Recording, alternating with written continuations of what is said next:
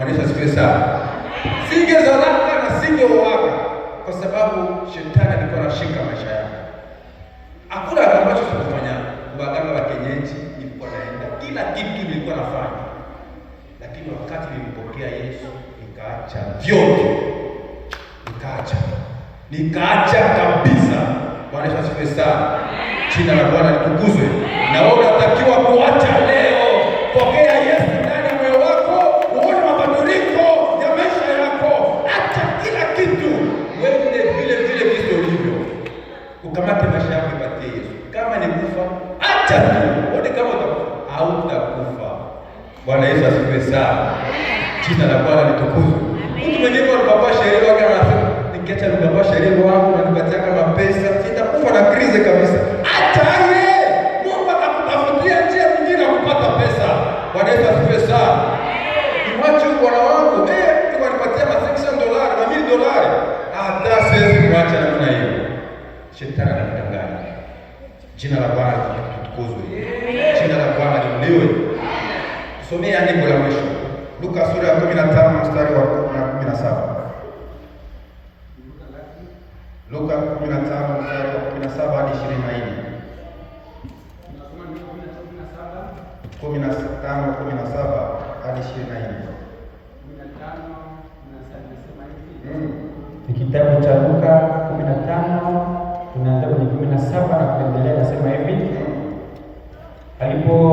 alipozingatia moyoni mwake, alisema, ni watumishi wangapi wa baba yangu wanaokula chakula na kusaza, na mimi hapa ninakufa kwa njaa.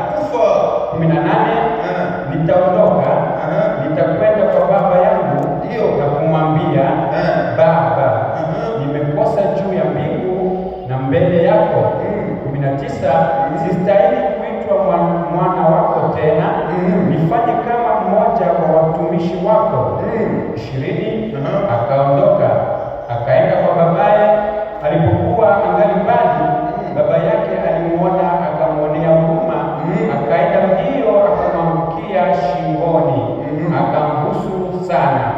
21, yule mwana akamwambia, Baba, nimekosa juu ya mbingu na mbele yako, sistahili kuitwa mwana wako tena. 22, lakini baba alimwambia watumwa wake, nileteni upesi vazi lililo bora, mkamvike, mtieni na pete kidoleni na viatu miguuni. 23, mleteni ndama yule aliyenona, mkamchinje, nasi tule na kufurahi. Haleluya. Amen. Pigia Yesu makofi makubwa sana. Haleluya. Haleluya. Haleluya. Sikia sasa wazo mzuri ambalo alishika wakati alirudi kwa baba yake.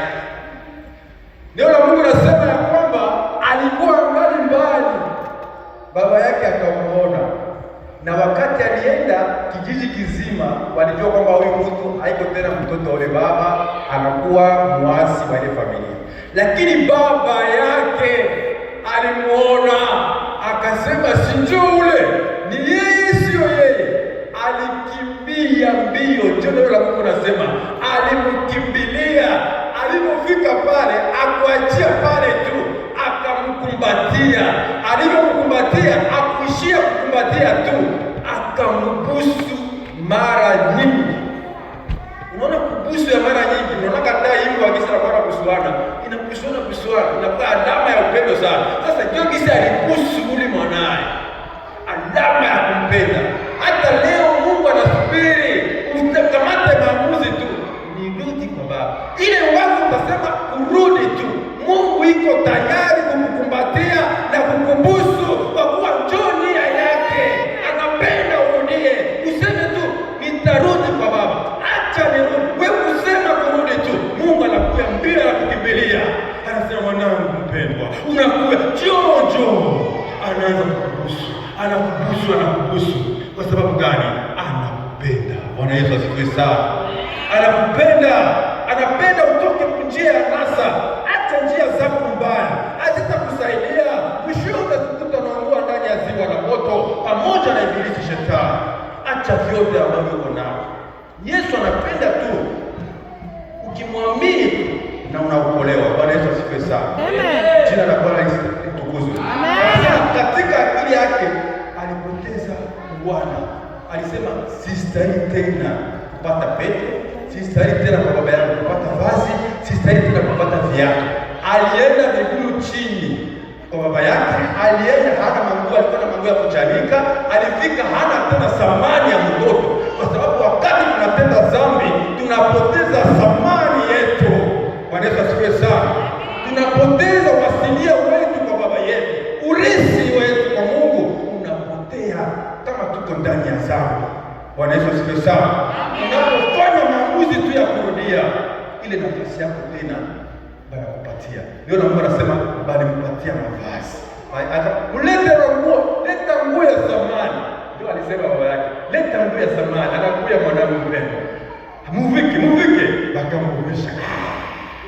Hata hajaishia pale, iko miguu chini ule. Mulete viatu vya uzuri na mpya. Bakamvalisha. Bakampatia pete.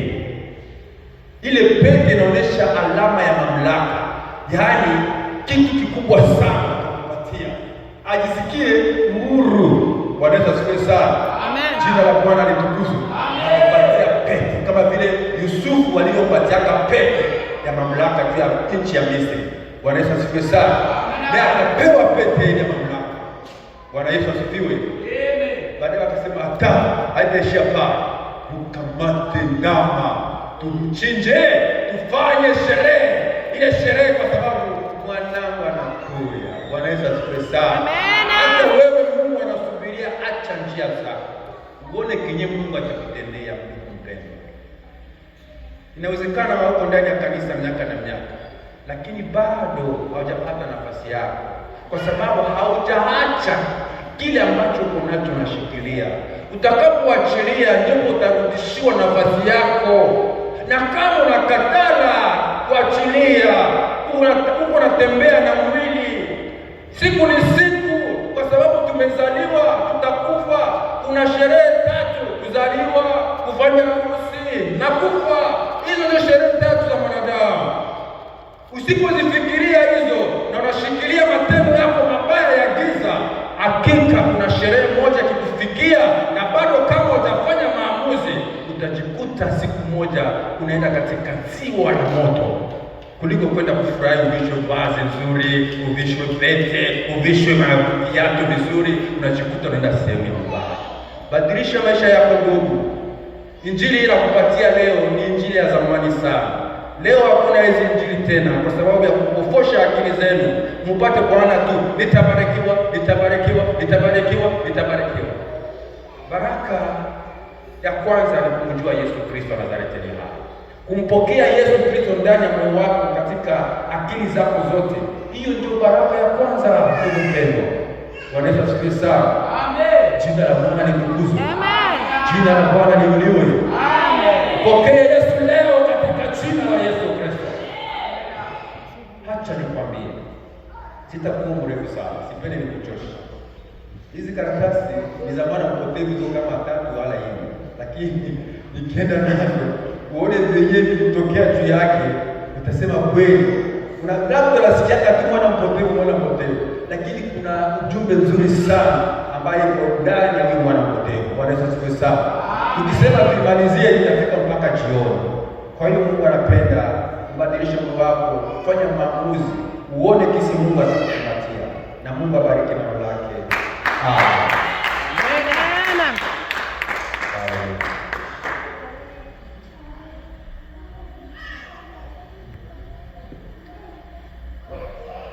Kama kuna watu waliguswa neno la Mungu kwa ajili waombe, ambao wametaka kufanya maamuzi ya kuitwa mwana mpendwa, sio mwana mpotevu tena, karibu ikiwa